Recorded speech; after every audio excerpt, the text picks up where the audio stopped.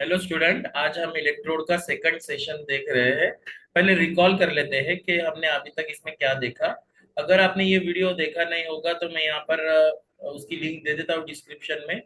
तो आप वहां से या आई बटन दे दूंगा कि जहां पर यहाँ टॉप में आई बटन आ जाएगा, जिससे आप क्लिक करेंगे और ये वीडियो देख सकते हो। वो जो है पार्ट 1 है।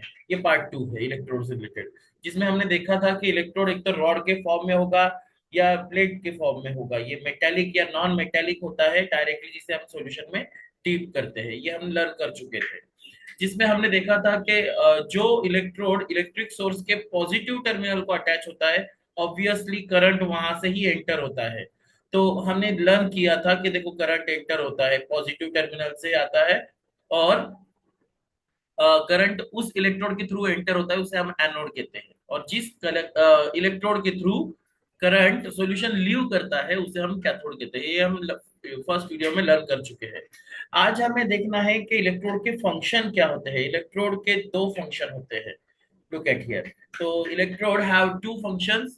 First, electrode acts as a source of electron. Electron जो का सोर्स वो बन जाता है। इलेक्ट्रोड जो होता है दो फंक्शन करता है। पहला होता है कि सोर्स ऑफ इलेक्ट्रॉन होता है, और दूसरा जो उसका फंक्शन होता है कि वो केमिकल रिएक्शन में पार्टिसिपेट कर रहा है या नहीं। Is that clear? तो ये दो फंक्शन उसे करने होते हैं। फर्स्ट फंक्शन देखो, जैसे मैंने हाईलाइट किया है कि वो सोर्स ऑफ इलेक्ट्रॉन है, और सेकंड जो है, it take part in chemical reaction. अगर कोई इलेक्ट्रोड ये दोनों फंक्शन कर रहा है, सो उस इलेक्ट्रोड को हम कहेंगे एक्टिव इलेक्ट्रोड। क्लियर है आप सभी को? तो जिसमें हम देखते हैं कि ऐसा इलेक्ट्रोड जिस जो दो फंक्शन कर रहा है, फर्स्ट सोर्स ऑफ इलेक्ट्रॉन, और रिएक्शन में पार्टिसिपेट भी कर रहा है, तो उसे हम कहेंगे एक्टिव इलेक्ट्रोड। ऐसे इलेक्ट्रोड कौन से होते हैं? जिसके एग्जांपल है कॉपर, आयरन और जिंक। ये जो है एक्टिव इलेक्ट्रोड के एग्जांपल है। इसका अपोजिट क्या होगा? ऐसे इलेक्ट्रोड कि जो सिर्फ सोर्स ऑफ इलेक्ट्रॉन है। Source of electron. Is that clear? और they does not take part in chemical reaction, है ना, वो रिएक्शन में पार्टिसिपेट नहीं करेंगे। ऑब्वियसली इस इलेक्ट्रोड को हम क्या कहेंगे? इनर्ट इलेक्ट्रोड, जो एक ही फंक्शन बता रहा है।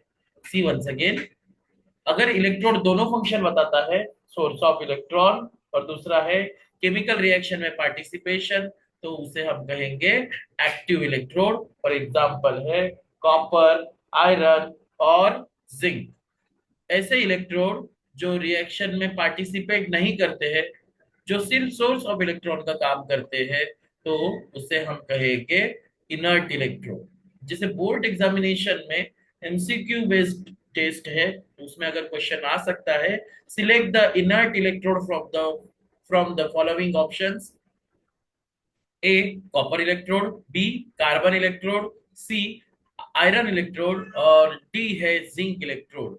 तो ऑब्वियसली हमारा आंसर क्या होना चाहिए? जैसे कि आप देख रहे हो कॉपर इलेक्ट्रोड। कॉपर इलेक्ट्रोड किसका एग्जांपल है? एक्टिव इलेक्ट्रोड का एग्जांपल है। कार्बन जो है वो ऑब्वियसली इनर्ट इलेक्ट्रोड का एग्जांपल है। कार्बन इलेक्ट्रोड की जगह पर ग्रेफाइट इलेक्ट्रोड भी नाम आ सकता है।